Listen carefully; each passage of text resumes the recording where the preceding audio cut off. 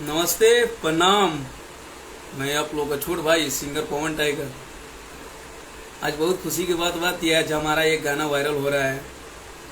भातारा रील नचना बा, ठीक है। एल्बम का नाम है भातारा रील नचना बा। यानी आजकल के देख रहे हैं ना, जितना भी सारे रील, इंस्टाग्राम, टिकटॉक पे सारे लोग वीडियो बना रहे हैं, नाच रहे हैं, उसी माध्यम पे गाना है। कोई खराब गाना नहीं है, ठीक है।